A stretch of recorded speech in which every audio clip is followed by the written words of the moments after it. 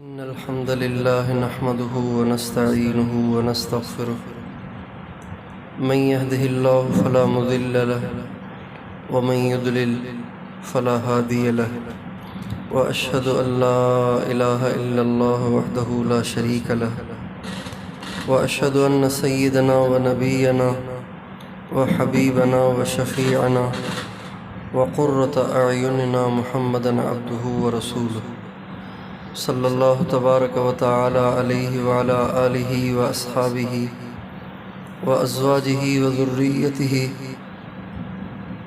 وبارک وسلم تسلیما کثیرا اما بعد فاعوذ باللہ من الشیطان الرجیم بسم اللہ الرحمن الرحیم قل هل يستوي الذین يعلمون والذین لا يعلمون انما يتذکر اولو الالباب وقال النبي صلى الله عليه وسلم إن العلماء ورثة الأنبياء وإن الأنبياء لم يورثوا دينارا ولا درهما وإنما ورثوا العلم سبحان ربك رب العزة عما يصفون وسلام على المرسلين والحمد لله رب العالمين اللهم صل على سيدنا محمد وعلى آل سيدنا محمد وبارک وسلم۔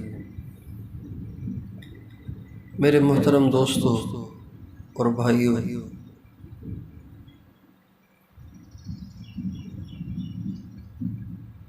جس دور میں ہم اور آپ چل رہے ہیں، یہ دور اہل دین کے لیے ایک بہت بڑی آزمائش ہے،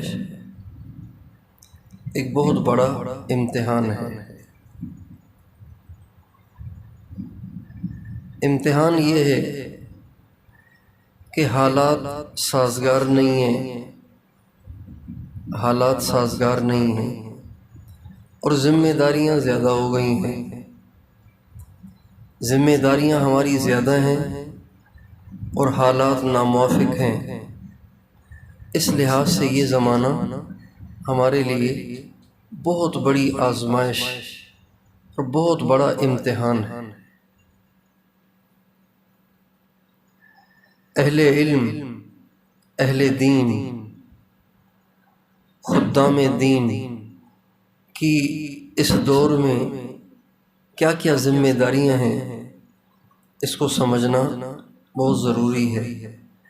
اگر یہ سمجھے بغیر ہم زندگی گزارتے رہے تو قیامت کے دن مواخذے کا خطرہ ہے، اس لیے کہ ہر لائن کے لوگوں کی الگ ذمہ داریاں ہیں، ہر لائن کے لوگوں کی الگ ذمہ داریاں ہیں۔ اہل علم اور جو دین کے خدمت گزار ہیں، ان کی کیا ذمہ داریاں ہیں؟ ان کی ذمہ داریاں بالکل وہی ہیں جو ایک نبی کی ہوا کرتی تھی۔ ایک نبی جب دنیا میں تشریف لاتے تھے اور اللہ کا پیغام لاتے تھے تو ان کے 3 کام ہوتے تھے۔ ایک کام ان کا یہ ہوتا تھا کہ وہ لوگوں کے اندر حق کی دعوت چلائیں، لوگوں کو اللہ کی طرف بلائیں، لوگوں کو اتنی آخرت سنائیں، اتنی جہنم سنائیں، اتنی جنت سنائیں کہ سن کر لوگ اس پر یقین کر لیں۔ یہ نبی کا کام ہوتا ہے۔ اور دوسرا کام نبی کا یہ ہوتا ہے کہ جب وہ نبی کی ماننے کے لیے تیار ہو جائیں تو نبی ان کو یہ سکھائے کہ اب تم نے کرنا کیا ہے، احکام سکھائے، معاملات سکھائے، معاشرت سکھائے۔ یہ نبی کا کام ہوتا ہے۔ اور تیسرا کام نبی کا یہ ہوتا ہے کہ ان کی تربیت کرے، ان میں جو بشری برائیاں ہیں، ان کے اندر جو خامیاں ہیں، ان کو دور کرے۔ یہ نبی کا کام ہوتا ہے۔ تو گویا یہ 3 ذمہ داریاں ہیں ایک دعوت، ایک تعلیم اور ایک تزکیہ۔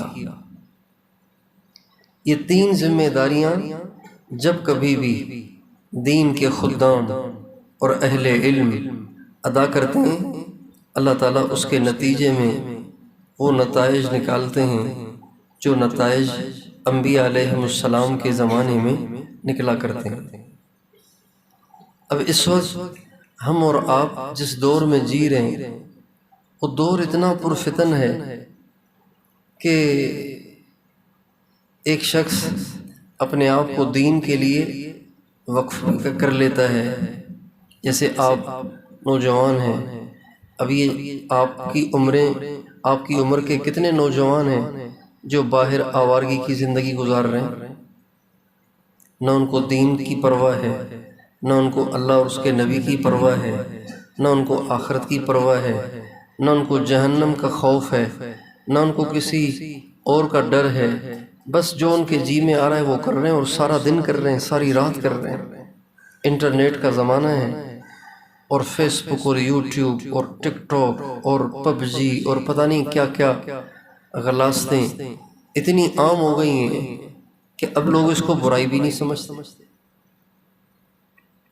ہم لوگ سندھ کے رہنے والے ہیں تو ہمارا تو ایک تصور ہے اور حقیقت ہے کہ یہ جو شمالی علاقہ جات ہیں یہ دین میں چاروں صوبوں میں سب سے آگے ہیں، لیکن جب یہاں آتے ہیں اور یہاں بھی سڑکوں پہ ایسے سائن بورڈ دیکھتے ہیں کہ جس میں لڑکی لڑکا دونوں کٹھے کھڑے ہوئے، تو دل جل جاتا ہے کہ جس علاقے سے کچھ امیدیں وابستہ ہیں دین کی محنت کرنے والوں کو اور دین کی بہار دیکھنے کا انتظار کرنے والوں کو، جب اس علاقے کا یہ حال ہے تو کیا ہوگا؟ حضرت مولانا یوسف صاحب رحمۃ اللہ علیہ فرمایا کرتے تھے کہ حکومتوں سے اس کی امید نہ لگاؤ کہ وہ دین کو زندہ کریں گے، اس لیے کہ ان حکومتوں نے تو آج دین کا یہ حشر کر دیا ہے کہ دین کا حال دیکھ کے بے ساختہ دل سے یہ آواز اٹھتی ہے، انا یحیی ھذہ اللہ بعد موتھا، یہ دین دوبارہ کیسے زندہ ہوگا؟ یہ مولانا یوسف صاحب کا ملفوظ ہے، انا یحیی ھذہ اللہ بعد موتھا، یہ دین پھر کیسے زندہ ہوگا؟ کون ان نوجوانوں سے موبائل چھڑائے؟ کون ان میں سے ہر ایک کے دل میں یوٹیوب کی نفرت ڈالے، فیس بک کی نفرت ڈالے؟ کس کس سے موبائل چھینا جائے؟ کس کس عورت کے پاؤں پڑ کر اس کی منت سماجت کر کے اس کو سمجھایا جائے کہ بیٹی آپ کی عزت اور آپ کی عصمت اور آپ کی حفاظت حضرت فاطمہ کے پیچھے چلنے میں ہے، حضرت عائشہ کے پیچھے چلنے میں، حضرت خدیجہ کے پیچھے چلنے میں۔ تو اور پھر یہ فضا اور یہ ہوا اور یہ وبا اتنی عام ہوئی ہے کہ یہ چار دیواریاں جن میں سارا دن علوم الہیہ پڑھائے جاتے ہیں، علوم دینیہ پڑھائے جاتے ہیں، یہ چار دیواریاں بھی اس سے محفوظ نہیں رہی۔ مدرسوں میں پڑھنے والے جنہوں نے اپنی زندگیاں دین کے لیے وقف کی ہیں، اپنی زندگیاں اللہ اور اس کے نام کر دی ہیں، یہ کتنی بڑی قربانی ہے، یہ کتنا بڑا اقدام ہے آج کے نوجوان کا کہ وہ یونیورسٹی سے منہ موڑ کر، کالج سے منہ موڑ کر، عصری علوم سے منہ موڑ کر مدرسے کی چار دیواری کے حوالے ہو کر اپنی زندگی لگا دے۔ یہ بہت بڑا اقدام ہے اور بہت بڑی قربانی ہے۔ چلے والا تو چلے کے لیے جاتا ہے واپس آ جاتا ہے، 4 مہینے والا 4 مہینے کے لیے جاتا ہے واپس آ جاتا ہے، مجاہد جہاد کے لیے تھوڑی دیر کے لیے جاتا ہے، مہینے 2 مہینے 4 مہینے 6 مہینے 1 سال پھر واپس آ جاتا ہے۔ مگر یہ نوجوان جن کی عمریں اس وقت ایسی ہیں کہ نفس بھی ان کو ورغلاتا ہے، شیطان بھی ان کو ورغلاتا ہے، اور آس پاس کا ماحول بھی ان کو ورغلاتا ہے، اور برائی کے سارے اسباب میسر اور مہیا بھی ہیں، اس کے باوجود اپنی زندگیاں علوم دینیہ کے لیے چار دیواری کے اندر محدود کر لینا، محصور کر لینا، اپنی زندگیاں وقف کر دینا، جوانی کا اہم ترین عرصہ، یہ جو 18 سال سے لے کے 30 سال تک کا وقت ہے نا، یہ ساری زندگی کی کریم ہے۔ 17-18 سال سے لے کے 30 سال تک کی جو بیچ میں جو عرصہ ہے، یہ جو بیچ کے جو اوقات ہیں، ایام ہیں، یہ ساری زندگی کی کریم اور زندگی کے سب سے زیادہ قوی ایام ہیں، اور یہ علماء اور طلباء کے یہی لمحات اور یہی ایام ان چار دیواریوں کی نظر ہو جاتے ہیں۔ تو یہ کتنا بڑا اقدام ہے اور کتنی بڑی قربانی ہے۔ لیکن جس دور میں ہم چل رہے ہیں، اس دور میں ہماری ذمہ داریاں اس اقدام سے ادا نہیں ہو جائیں گی، بلکہ ہماری ذمہ داریاں بڑھ جاتی ہیں۔ جب عام حالات ہوں تو ذمہ داریاں کم ہوتی ہیں، اور جب ایمرجنسی نافذ ہو جائے تو پھر ذمہ داریاں بڑھ جاتی ہیں۔ کسی علاقے میں زلزلہ آ جائے نا، تو پھر ڈاکٹر یہ نہیں کہتے بھی میری ڈیوٹی تو صرف 2 بجے سے لے کے 4 بجے تک ہے، اس سے 8 بجے سے لے کے 4 بجے تک ہے، اس سے زیادہ میں ٹائم نہیں دے سکتا۔ ڈاکٹر یہ نہیں کہے گا، بلکہ دن رات ڈاکٹروں نے مریضوں کو چیک کرنا ہے، اور مریضوں کو مرہم پٹی کرنی ہے، اور مریضوں کے آپریشن کرنے ہیں، اور مریضوں کا معالجہ کرنا ہے۔ تو جس دور میں ہم چل رہے ہیں، یہ دور ایمرجنسی کا ہے۔ کس طرح سے کہ ہر طرف سے باطل کی یلغار ہے، ہر طرف سے دین کو مٹانے کی سازشیں ہیں، ہر طرف سے دین کی تحقیر اور تذلیل کی جا رہی ہے۔ سوشل میڈیا پہ بیٹھے ہوئے لوگ ہماری نوجوان نسل کو دہریہ بنانے کی کوشش میں لگے ہوئے ہیں، اللہ اور اس کے نبی سے، آخرت سے، جہنم جنت سے اور حقائق سے کاٹنے کی کوشش میں لگے ہوئے ہیں، اور وہ اس میں کامیاب بھی ہو رہے ہیں۔ کئی جگہوں پہ یہ بات میں نے عرض کی ہے کہ ابھی 15-20 دن پہلے آپ کے KPK کے علاقے میں، یہیں آپ کے آس پاس، دور نہیں، آپ کے آس پاس ہی ایک علاقے میں جانا ہوا، تو وہاں کے علماء نے بتایا کہ ہمارے ہاں بہت سے نوجوان ایسے ہیں جو اللہ کو بھی نہیں مانتے، اللہ کو ہی نہیں مانتے، دہریے ہو گئے۔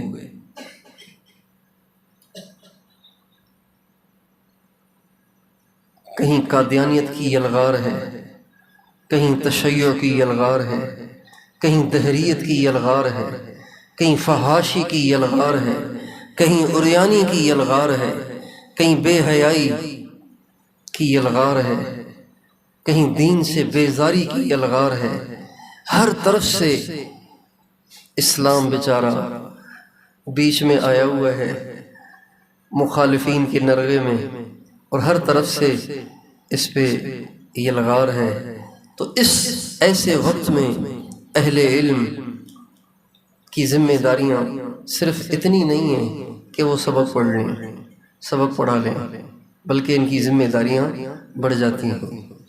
ان ذمہ داریوں میں ایک ذمہ داری یہ ہے کہ وہ اپنے ماحول، اپنے معاشرے، اپنے آس پاس میں ایک ایک کی ذہن سازی کریں، ایک ایک پر محنت کریں۔ آس پاس کے لوگ نماز نہیں پڑھتے، ان کو نمازی بنائیں۔ آس پاس کے نوجوان دین سے ہٹ رہے ہیں، ان کو دین پہ لانے کی کوشش کریں۔ آس پاس بے حیائی اور بے پردگی پھیل رہی ہے، تو اس کا منصوبہ بنائیں، اس کی پلاننگ کریں کہ یہ بے حیائی اور بے پردگی یہاں سے کیسے ختم ہو۔ یہ ہمارے اکابر کا طریقہ رہا ہے، ہمارے اکابر نے کیا ہے اس طرح سے، اور ہمارے اکابر اس ذمہ داری کو ادا کرنے میں اس بات کا لحاظ نہیں کرتے تھے کہ ہم تو طالب علم ہیں، ہم تو عالم ہیں، اور ہم تو بزرگ ہیں، ہم کسی کے پاس کیسے جائیں گے، کسی کو کیسے سمجھائیں گے، لوگوں کو خود ہمارے پاس آنا چاہیے، وہ اس بات کی پرواہ نہیں کرتے تھے۔ ہمارے اکابر میں سے ایک بہت بڑے بزرگ گزرے، حضرت شاہ اسماعیل شہید رحمۃ اللہ علیہ۔ شاہ اسماعیل شہید رحمۃ اللہ علیہ بہت بڑے عالم تھے، بہت بڑے اللہ والے تھے، بہت بڑے مجاہد تھے۔ ان کی عام عادت شریفہ یہ تھی کہ وہ جہاں سنتے تھے کہ وہاں اللہ کی نافرمانی کا اڈا ہے، وہاں پہنچتے تھے اور وہاں جا کے لوگوں کو قرآن سناتے تھے۔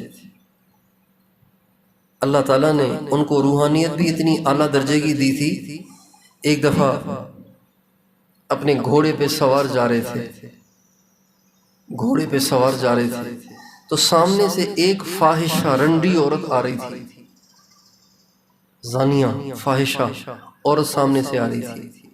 جو ہی سامنے سے اس کو آتا دیکھا تو حضرت نے اپنی گردن جھکا لی اور اس پہ توجہ فرمائی، اس پہ توجہ ڈالی۔ جو ہی اس پہ توجہ ڈالی تو وہ چیختی چلاتی روتی ہوئی آئی اور آ کے حضرت کے قدموں میں گر گئی اور کہا، حضرت بس آپ کو دیکھا ہے، اب میں نے توبہ کر لی ہے، آپ مجھے کلمہ پڑھائیں اور آپ مجھے نصیحت کریں اور میں اپنی زندگی سے توبہ کرتی ہوں۔ اتنی روحانیت اللہ نے ان کو عطا فرمائی تھی۔ فاحشہ پہ توجہ ڈال دی اور اس کو تابع بنا دیا اور اس کو ولیہ بنا دیا، شاہ اسماعیل شہید۔ تو دلی میں ایک بہت خوبصورت عورت تھی، رنڈی تھی، لوگ اس کے پاس جاتے تھے، پیسے دیتے تھے اور وہاں ناچ گانے کی محفل ہوتی تھی، شراب کی محفل ہوتی تھی اور برائیاں ہوتی تھیں۔ اس کا نام تھا موتی۔ شاہ اسماعیل شہید رحمۃ اللہ علیہ کو پتہ چلا کہ برائی کا اڈا چل رہا ہے اور بڑے بڑے لوگ، بڑے بڑے پیسے والے، ارب پتی، کروڑ پتی سارے وہاں جاتے ہیں۔ حضرت شاہ اسماعیل شہید رحمۃ اللہ نے سوچا کہ میں نے بھی جانا ہے۔ چنانچہ حضرت رات، اور یہ سب کچھ رات کو ہوتا تھا، حضرت رات کو ایک دفعہ نکلے اور جانے لگے اس طرف۔ اس زمانے میں تشیع کا کافی زور تھا، تو جب یہ نکلنے لگے نا تنے تنہا مسجد سے اور ایک ویران سڑک کی طرف، تو ایک اور عالم وہاں مسجد میں موجود تھے۔ انہوں نے ان کو دیکھا کہ یہ تنے تنہا کہیں جا رہے ہیں، تو انہوں نے کہا کہ حضرت، انہوں نے دل میں سوچا کہ یہ اس وقت تنے تنہا کہاں جا رہے ہیں، کوئی خاص کام ہے کہ اکیلے اکیلے جا رہے ہیں، کسی کو ساتھ بھی نہیں لے کر جا رہے، تو چپکے سے وہ بھی ساتھ کو لیے۔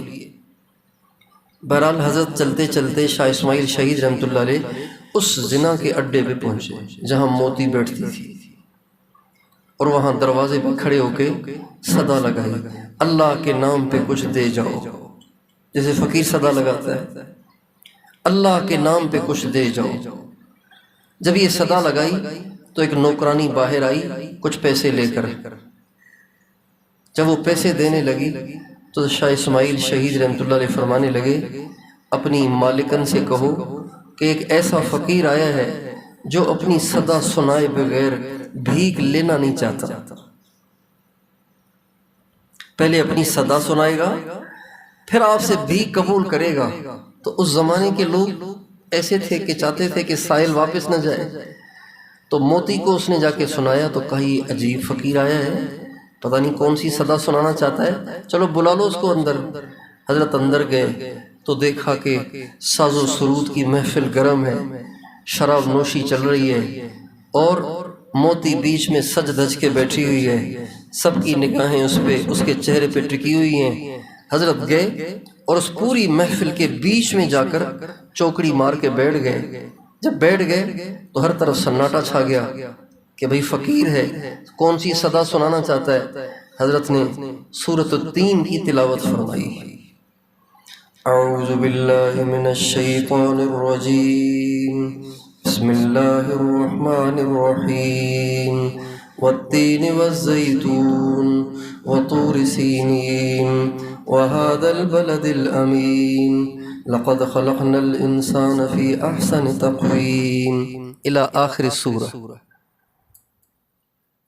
ساری سورت پڑھ لی۔ اس کے بعد پھر اس صورت کی تشریح فرمائی، ترجمہ فرمایا اور تشریح فرمائی۔ اس صورت کا ترجمہ تشریح کرتے کرتے کرتے کرتے مجمع کا یہ حال ہوا کہ جو لوگ بیٹھے ہوئے تھے ان میں سے بہت سے تو بے ہوش ہو گئے،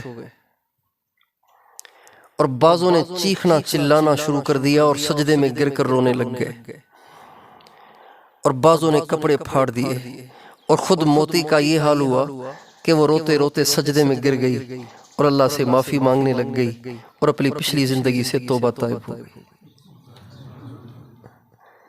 جب یہ منظر قائم ہوا کہ اس مجلس میں سے ایک بھی توبہ طائب ہوئے بغیر نہ رہا، حضرت چپکے سے وہاں سے اٹھے اور واپس چلنے لگے۔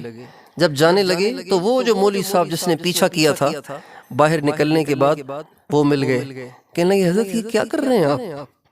برائی کے اڈے میں آپ جیسی شخصیت شاہ ولی اللہ کے بانجے نواسے، شاہ ولی اللہ کے نواسے ہو کر آپ ان گندے لوگوں کے پاس جا جا کے کیوں اپنی پوزیشن خراب کر رہے ہیں؟ تو حضرت شاہ اسماعیل شہید رحمۃ اللہ علیہ وہاں کھڑے ہو گئے اور اس مولوی صاحب کی طرف دیکھ کے فرمانے لگے، مولوی صاحب یہ آپ نے کیا کہا کہ اس سے میری حیثیت خراب ہو جائے گی؟ فرمانے لگے واللہ میرا دل تو یہ چاہتا ہے کہ دلی کے اوباش لڑکے مجھے پکڑ لیں اور میرا منہ کالا کر دیں اور مجھے گدھے پہ بٹھائیں اور چاندنی چوک میں لے آئیں اور میرا مذاق اڑائیں، میری تحقیر اور تذلیل کریں، اور میری زبان پہ ہو قال اللہ کذا قال رسول اللہ کذا، تو میں سمجھوں گا میری عزت تو آج ہی ہوئی ہے۔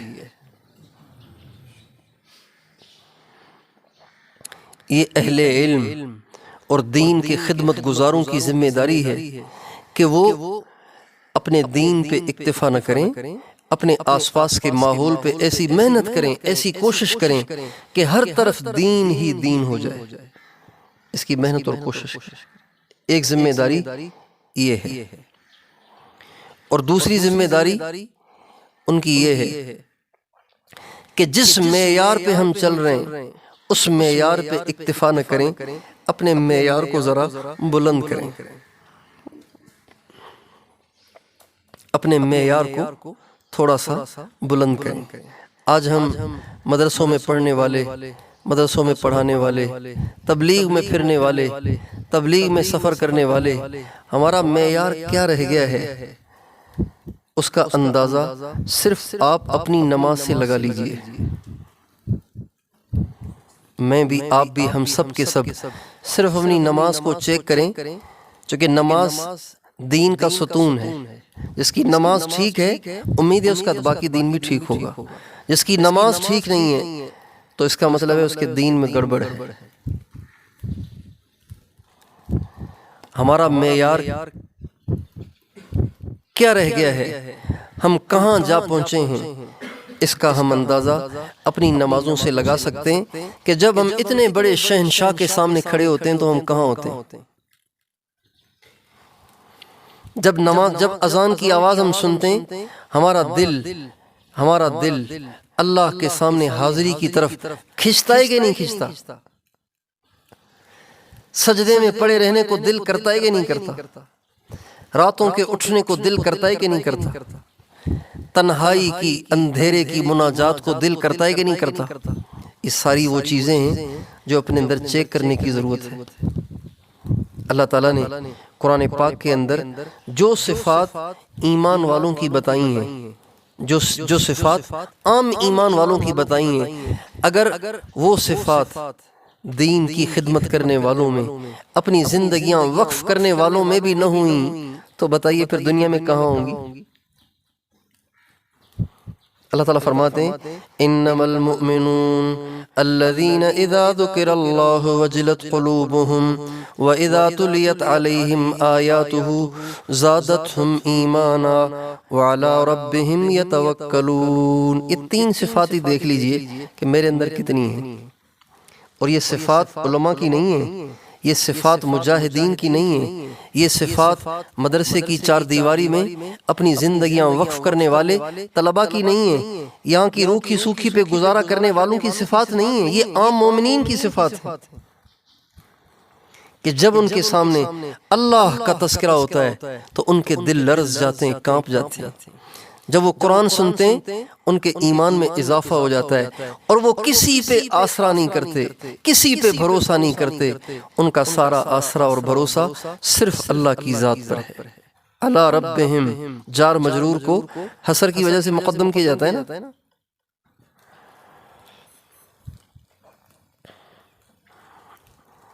اگر ہم چاہتے ہیں ہماری محنت مؤثر ہو، اپنے معیار کو بلند کرنا پڑے گا۔ جس درجے کا تقوی ہمیں حاصل ہے، اس درجے کا تقوی اپنے ماحول میں انقلاب برپا کرنے کے لیے کافی نہیں ہے۔ اپنے گھر میں بھی ہمارا تقوی تو مؤثر نہیں ہے، ابھی تو ہمارا تقوی ہمارے اپنے گھر میں ہی مؤثر نہیں ہے، تو ہمارے ماحول پہ اور ساری امت میں کیا اثر انداز ہوگا؟ اس لیے ایک ذمہ داری ہماری یہ بھی بنتی ہے کہ ہم اللہ سے تعلق کو، اللہ سے محبت کو، اللہ سے قرب کو، اللہ کی معرفت کو اور تقوی پرہیزگاری کو اتنا بلند کریں کہ اللہ تعالی ہمیں ذریعہ بنا دے انسانوں کی ہدایت کا۔ ہمارے اکابر کو اللہ تعالیٰ نے جو اتنی قبولیت دی، صدی ہونے کو ہے، اب بھی ان کا نام روشن ہے اور یہ قیامت تک روشن رہے گا۔ حضرات علماء دیوبند، صدی گزر رہی ہے، لیکن حضرت نانوتوی کا فیض اب تک جاری اور ساری ہے، حضرت گنگوہی کا فیض اب تک جاری اور ساری ہے، حضرت شیخ الہند کا فیض اب تک جاری اور ساری ہے، حضرت شیخ الاسلام، شیخ العرب والعجم، حضرت مولانا سید حسین احمد مدنی رحمۃ اللہ علیہ اور حکیم الامہ مجدد الملہ حضرت مولانا اشرف علی تھانوی رحمۃ اللہ علیہ، ان حضرات کا فیض اب تک جاری ہے کہ نہیں ہے؟ ہم سارے ان کے خوشہ چین ہیں کہ نہیں ہیں؟ ہم سارے ان کے نام لیوا ہیں کہ نہیں ہیں؟ آپ کے سارے کے پی کے مدارس، سارے سندھ کے مدارس، سارے پنجاب کے مدارس اور سارے بلوچستان کے مدارس، سارے بنگلہ دیش کے مدارس، سارے ہندوستان کے مدارس، سارے ساؤتھ افریقہ کے مراکز مدارس اور سارے یو کے مدارس، یہ سارے ان کے کھاتے میں ہیں کہ نہیں ہیں؟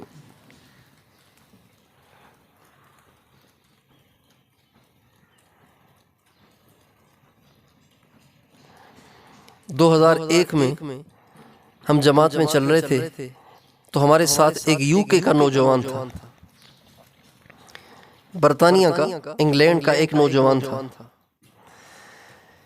تو 2001 کی اس نے مجھے کارگزاری سنائی، اس وقت جب وہ 4 مہینے میں چل رہا تھا۔ اس نے کہا کہ میں جس شہر کا رہنے والا ہوں اس شہر میں 6 بڑے بڑے بنات کے مدارس ہیں۔ میں جس شہر کا رہنے والا ہوں اس میں کتنے بڑے مدارس ہیں؟ 6 بڑے مدارس ہیں بنات کے، جس میں سینکڑوں ہزاروں بچیاں پڑھتی ہیں، اور ہر مدرسے میں اتنا رش ہے کہ میری ہمشیرہ کو داخلہ لینے کے لیے 3 سال تک انتظار کرنا پڑا ہے۔ بھئی ابھی گنجائش نہیں ہے، اگلے سال 3 سال تک انتظار کرنا پڑا، اس کے بعد اس کا داخلہ ہوا۔ یہ سب فیض ہے حضرت نانوتوی کا، یہ سب فیض ہے حضرت شیخ الہند کا، اور یہ سب فیض ہے مولانا الیاس صاحب کا، اور مولانا الیاس صاحب کا فیض بھی حضرت شیخ الہند ہی کہہ چکے، انہی کے شاگرد ہیں۔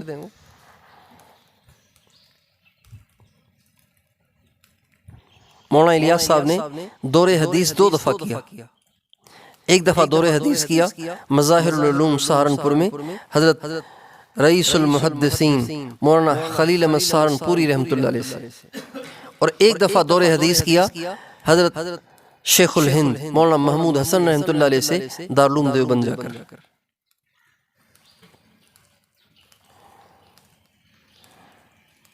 تو اس درجے کی قبولیت ہمارے اکابر کو جو ملی تھی نا، وہ اس لیے نہیں کہ ان کے حافظے بڑے اچھے تھے، اس لیے نہیں، ان کے دماغ بڑے تیز تھے، اس لیے نہیں، درس نظامی کے وہ حافظ تھے، اس لیے نہیں، بلکہ اس لیے کہ ان کا تقوی اتنا بلند تھا کہ اللہ تعالیٰ نے ان کے نام کو روشن کر دیا۔ اللہ تعالیٰ کے ہاں قبولیت کے لیے شرط اول تقوی ہے۔ اللہ تعالیٰ فرماتے ہیں انما یتقبل اللہ من المتقین، اللہ صرف اور صرف متقیوں سے قبول کرتا ہے، اوروں سے نہیں، صرف متقیوں سے۔ ہمارے حضرت شیخ الحدیث قطب الاقطاب مولانا محمد زکریا صاحب رحمۃ اللہ علیہ فرمایا کرتے تھے کہ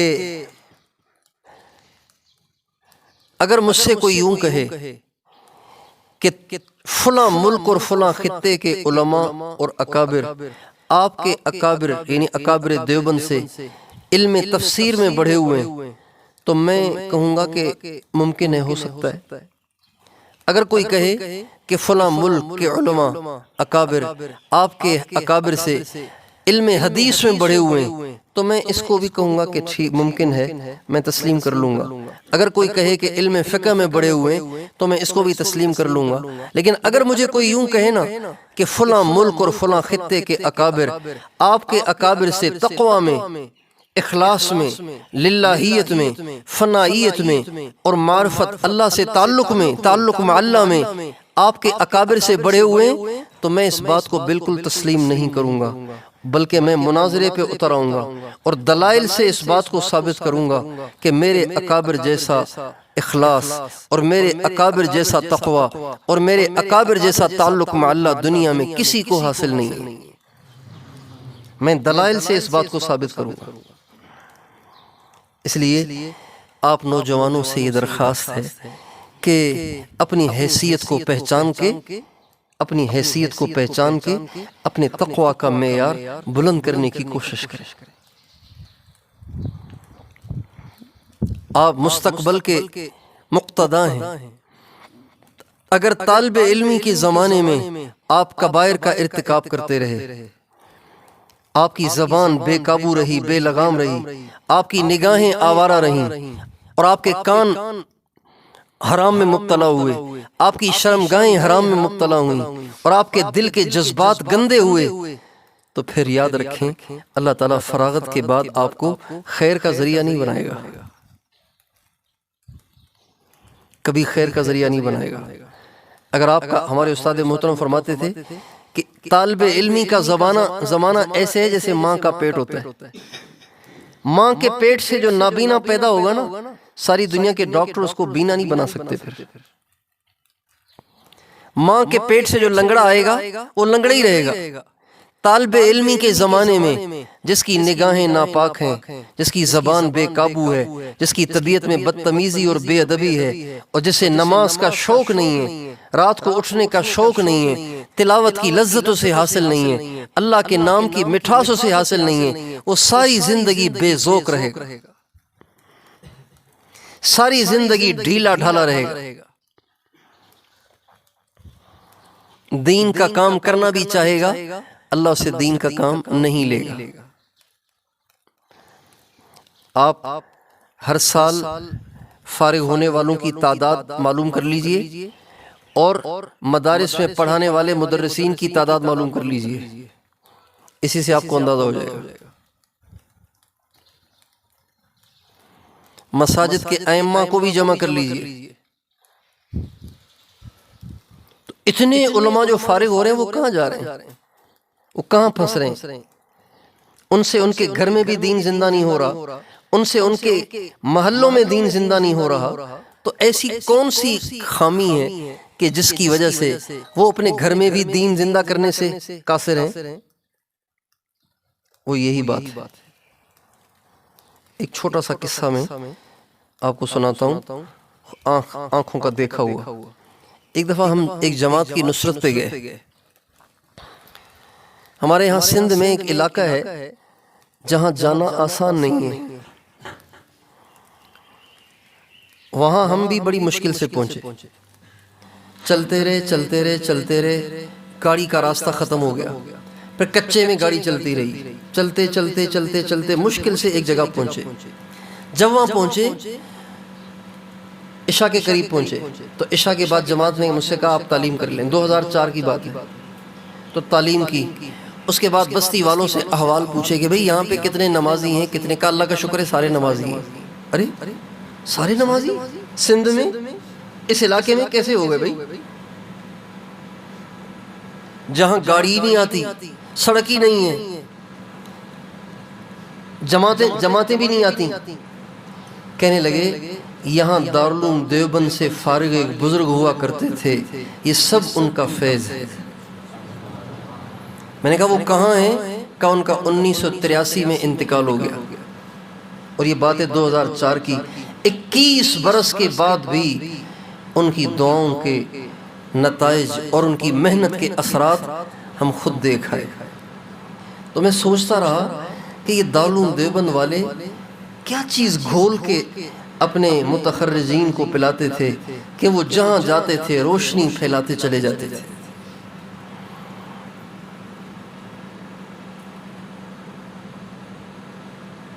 ہمارے سندھ میں ایک بستی ہے، اس بستی میں حضرت مدنی کے ایک شاگرد آئے، وہیں کے تھے، دارالعلوم دیوبند پڑھنے گئے، حضرت مدنی سے پڑھ کے واپس آئے. اور جب اپنی بستی میں آئے، ان کا فیض اللہ نے ایسے پھیلایا کہ اس بستی کے سارے مرد، ساری عورتیں سب حافظ قرآن، سب حافظ قرآن، 100% حافظ بھی، مرد بھی اور عورتیں بھی. اور اب بھی ان کا دین آس پاس کے سارے علاقوں سے زیادہ معیاری ہے.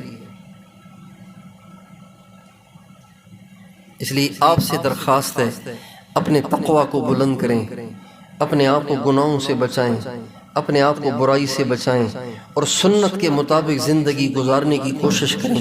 سنت کو اگر آپ مدرسوں میں پڑھنے والے طلباء بھی سنت سے کنی کترائیں اور سنت سے بیزاری طبیعت میں پیدا ہو اور سنت کو اختیار کرنے میں آپ سستی برتیں، کاہلی برتیں اور اس میں تساہل برتیں، تو بتائیے پھر یونیورسٹیوں میں لڑکیوں کے ساتھ بینچ کے ساتھ ملا کے پڑھنے والوں کو کس منہ سے کہا جائے کہ بھئی تم سنت پہ چلو؟ ابھی ہم جہاں سے آ رہے ہیں نا، تو وہاں پہ رات بیان میں ایک ڈاکٹر صاحب آئے، تو بیان سے پہلے ان سے ملاقات ہوئی. تو میں نے کہا آپ عالم ہیں، کہاں سے فارغ ہیں آپ؟ تو مجھے ساتھ والے وہ ہنسنے لگ گئے. ساتھ والے نے کہا کہ یہ عالم نہیں ہے، ڈاکٹر ہے. میں نے کہا کمال ہے یار. کہنے کہ جی ایک بات بتاؤں. میں نے کہا بتائیں. کہنے لگے جی مجھے سنت کا نا جنون کے درجے میں شوق ہے. ڈاکٹر ہے اور کہہ رہا ہے مجھے سنت کا جنون کے درجے میں شوق ہے کہ میں ہر بات میں، ہر کام میں سنت پہ چلوں. میرے آقا کا کیا طریقہ ہے، میرے آقا کیسے بولتے تھے، میرے آقا کیسے چلتے تھے، میرے آقا کا لباس کیسا تھا، میرے آقا کو کھانے میں کیا پسند تھا، میرے آقا کی گفتگو کیسی تھی، میرے آقا کے اخلاق کیسے تھے، ہر بات میں. تو آپ سارے نوجوان اس کی نیت کریں کہ انشاءاللہ ہم تقوی کا معیار بلند کریں گے اور سنت کا اہتمام کریں گے، اتباع سنت میں کمال پیدا کریں گے انشاءاللہ.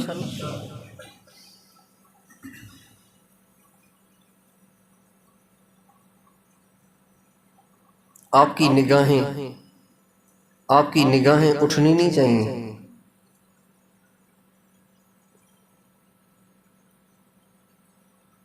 دیکھیں جیسے حرام سے بچنا لازم ہے، ایسے ہی حرام کے اسباب سے بچنا بھی لازم ہے.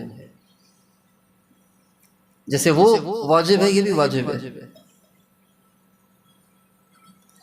جیسے حرام ہے، ایسے ما یفضی الی الحرام وہ بھی حرام ہے، جو حرام تک لے جائے وہ بھی حرام ہے. میں پڑھائے نہیں یہ قاعدہ، جو حرام کی طرف لے جائے وہ بھی حرام ہے، حرام کی دوائی بھی حرام ہے.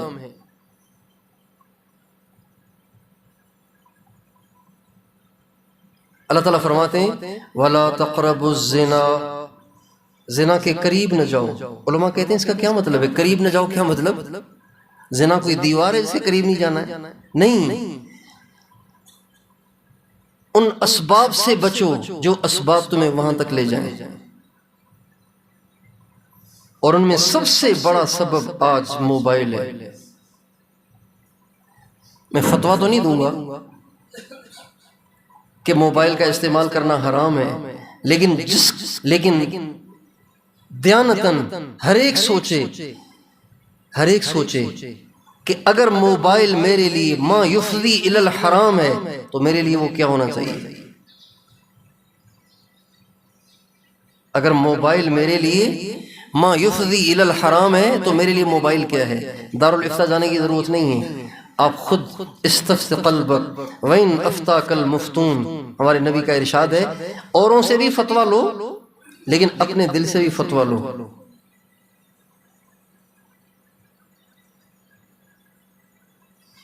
آپ خود اپنے آپ سے پوچھیں کہ آج کا موبائل اور آج انٹرنیٹ کا پیکیج آپ کے لیے مفضی الی الحرام ہے یا نہیں ہے۔ اگر ہے تو اس کا تو فیصلہ لکھا ہوا ہے اکابر اور اسلاف کی طرف سے۔ تو اس لیے آپ سارے نوجوانوں سے دست بستہ درخواست ہے کہ ساری دنیا نے باطل کی پلاننگ کو کامیاب کر دیا ہے، آپ تو اسے ناکام کرنے کی کوشش کریں۔ آپ اپنی نگاہوں کو جھکا کر اور ان موبائل سے اپنے آپ کو بچا کر، یوٹیوب اور فیس بک اور ان گندگیوں سے اپنے آپ کو بچا کر یہ دکھائیں کہ دنیا چاہے گمراہ ہو جائے ہم اپنے نبی کا دامن چھوڑنے والے نہیں ہیں۔ اپنے عمل سے اس کو ثابت کریں۔ تیار ہیں انشاءاللہ؟ لیکن ایک بات ذہن نشین کیجئے کہ یہ تقوی کے معیار کی بلندی، اللہ سے تعلق کی مضبوطی، یہ اہل اللہ کی صحبت کے بغیر حاصل نہیں ہوتی۔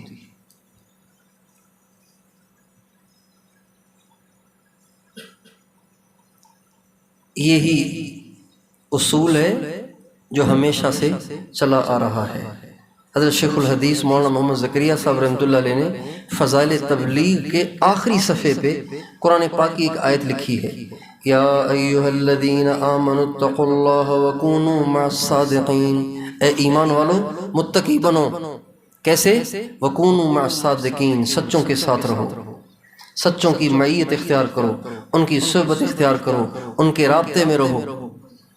نیچے حضرت شیخ الحدیث مولانا زکریا صاحب رحمۃ اللہ علیہ فرماتے ہیں، یہاں پر اکثر مفسرین فرماتے ہیں کہ صادقین سے مراد مشائخ صوفیہ ہیں۔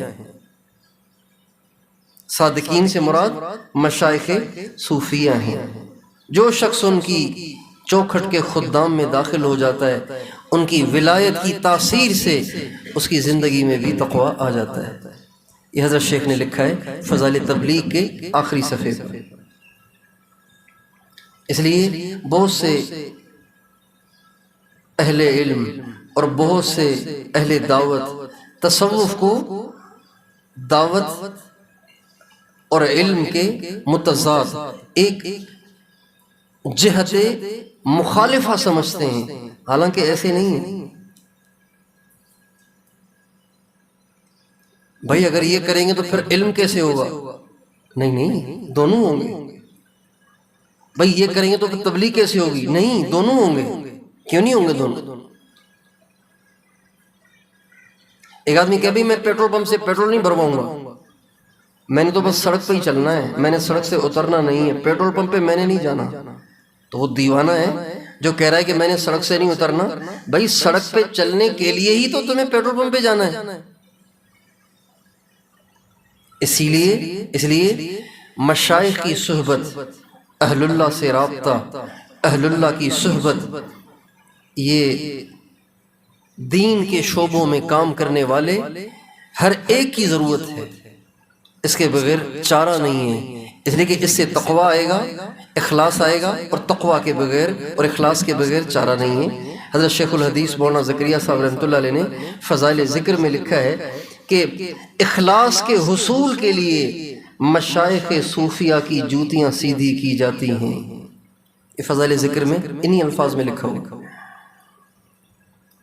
تو اس لیے آپ سارے نوجوانوں سے درخواست ہے کہ آپ اس طرف بھی توجہ کریں، ادھر بھی توجہ کریں، اپنے معیار کو بھی بلند کرتے جائیں، اوروں کو بھی اس طرف لاتے جائیں، اور اپنے علم میں بھی رسوخ اور کمال پیدا کریں۔ یہ اس دور کا تقاضا ہے، یہ اس دور کا تقاضا ہے۔ اور تیسری چیز، اپنے علم کے اندر رسوخ پیدا کریں۔ سرسری علم فتنوں کا علاج نہیں ہے۔ جس نے سرسری علم پڑھا ہوا ہے تو کوئی غامدی کا چہیتا اگر آ کے سوال ڈالے گا تو وہ سرسری علم والا اس کو مطمئن کر سکتا ہے؟ آپ سے پوچھتا ہوں، اگر کوئی انجینئر مرزا کا فالوور کسی سرسری علم والے سے ٹکرا جائے تو وہ اس کو مطمئن کر لے گا؟ وہ اور متنفر ہو جائے گا۔ دیکھو نا، مولویوں کے پاس جواب نہیں ہے نا، اس کا وہ ٹھیک کہتا ہے۔ اس لیے آپ کی ذمہ داری ہے کہ علم میں رسوخ پیدا کریں۔ علم کے زمانے میں فضولیات سے، لغویات سے، اوقات کے ضائع کرنے سے حتی الامکان پرہیز کریں اور اپنی توجہ کو کتاب پہ مرکوز رکھیں۔ اور حضرت مولانا یحییٰ صاحب رحمۃ اللہ علیہ، جو حضرت مولانا الیاس صاحب کے بڑے بھائی ہیں، حضرت شیخ الحدیث مولانا زکریا صاحب کے والد محترم ہیں، اور مولانا عبداللہ گنگوہی رحمۃ اللہ علیہ جنہوں نے تحصیل المنطق لکھی ہے۔ آپ پڑھتے ہیں تحصیل المنطق؟ تحصیل المقتدی فارسی کی مولانا عبداللہ گنگوہی نے لکھی ہے۔ یہ شاگرد ہیں مولانا یحییٰ صاحب کی۔ مولانا یحییٰ صاحب نے ان کو اتنا ماہر بنا دیا فنون میں کہ انہوں نے کتابیں لکھ ڈالی۔ مولانا یحییٰ صاحب فرماتے ہیں، جو طالب علم 3 کام کرے اس کا علم راسخ ہو جائے گا۔ کتنے کام کریں؟ کتنے کام کریں؟ 3۔ ایک تو بغیر مطالعے کے کوئی سبق نہ پڑھے، کوئی سبق بغیر مطالعے کے نہ پڑھے۔ پھر فرماتے تھے مطالعے کے 2 درجے ہیں، مطالعے کے 2 درجے ہیں۔ ایک درجہ ہے کہ ساری عبارت کو حل کر کے استاد کے پاس جانا، سبق بعد میں پڑھنا، پہلے عبارت کو حل کرنا۔ اور اگر عبارت کو حل کرنے کی استعداد نہیں ہے تو معلوم اور مجہول کو الگ کرنا۔ جو عبارت سمجھ میں آ گئی ہے وہ تو ٹھیک ہے، جو سمجھ میں نہیں آئی ہے اس پہ کچی پینسل سے نشان لگا دیں، یہ سمجھ میں نہیں آئی، سبق میں دھیان سے سننا ہے۔ مطالعے کا آخری درجہ یہ ہے، پہلی بات کہ بغیر مطالعے کے کوئی سبق نہ پڑھے۔ دوسرا کام کہ سبق میں ایسے دھیان سے بیٹھے جیسے شکاری شکار کو تکتا رہتا ہے نا کہ کہیں آگے پیچھے نہ ہو جائے، کوئی لفظ چھوٹ نہ جائے، ایسے ہماتن گوش ہو کر سبق میں بیٹھنا۔ اور ہماتن گوش ہونے کے لیے آسان طریقہ ہمارے استاد محترم فرماتے تھے، جو عبارت چل رہی ہو اس پہ انگلی رکھو، یوں انگلی نہیں ہٹنی چاہیے۔ اگر آپ انگلی اپنی جمائے رکھیں گے، اپنی نگاہ عبارت پہ جمائے رکھیں گے تو آپ کی توجہ آگے پیچھے نہیں جائے گی۔ ہمارے استاد حضرت مولانا جمشید صاحب، جس طالب علم کی انگلی عبارت سے ہٹتی تھی فوراً دور سے انگلی رکھو۔ یہ ہماتن گوش ہونے کا ایک نسخہ ہے۔ دھیان سے سبق پڑھیں۔ یہ 2 کام، جب تک سبق سمجھ میں نہ آئے تب تک اٹھے نہیں، استاد سے پھر پوچھ لیں، ڈانٹ دے تو ڈانٹ سن لیں، پوچھ لیں، ڈرے نہیں کہ ڈانٹ دیں گے، کوئی بات نہیں، ڈانٹ کھا لیں۔ یہ فقیر ڈانٹ نہیں کھاتے، پھر بھی بھیک مانگتے رہتے ہیں۔ تیسرا کام، سبق کے بعد تکرار ضرور کریں۔ سبق کے بعد تکرار ضرور کریں، تفصیلی تکرار کریں تو بہت اچھا، ورنہ اہم عنوانات کا تفصیلی تکرار کریں اور کم اہم عنوانات کا اجمالی تکرار، خلاصے کا تکرار کریں۔ یہ 3 کام جو طالب علم کرے گا اس کے علم میں رسوخ پیدا ہو جائے گا۔ مولانا یحییٰ صاحب فرماتے ہیں، چاہے کتنا کند ذہن اور فاقد الاستعداد ہو، اللہ تعالیٰ اس کو ذی استعداد بنا دے گا۔ یہ ہمارے اس دور کی ذمہ داریاں عرض کر رہا ہوں جو آپ کو پورا کرنی ہے، ورنہ مواخذے کا خدشہ ہے۔ اللہ پکڑے گا کہ 8 سال تم نے ماں کو اپنی جدائی کا کڑوا گھونٹ پلایا، 10 سال تم نے اپنی ماں سے جدائی اختیار کی، تمہیں پتہ ہے تمہاری ماں کیسے روتی تھی تمہیں یاد کر کے، تمہارا باپ کتنی محنت مشقت سے تمہارے لیے کماتا تھا، گھر کو خرچہ الگ دیتا تھا، تمہیں خرچہ الگ دیتا تھا، اور تمہیں اس لیے پڑھایا تھا تاکہ تم زمانے کے فتنوں کا سد باب بن سکو، اور تم نے گپوں میں ہی اپنے اوقات ضائع کر دیے، یاریوں میں اپنے اوقات ضائع کر دیے، دوستیوں میں اپنے اوقات ضائع کر دیے۔ اللہ پوچھے گا۔ تو اس لیے ان تمام ذمہ داریوں کو نبھانے کی آپ سارے بھائی نیت کریں، کرتے ہیں نیت انشاءاللہ، سنجیدہ بن کر چلنا ہے اور ان ذمہ داریوں کو نبھانا ہے۔ اللہ تعالیٰ مجھے اور آپ کو توفیق عطا فرمائے۔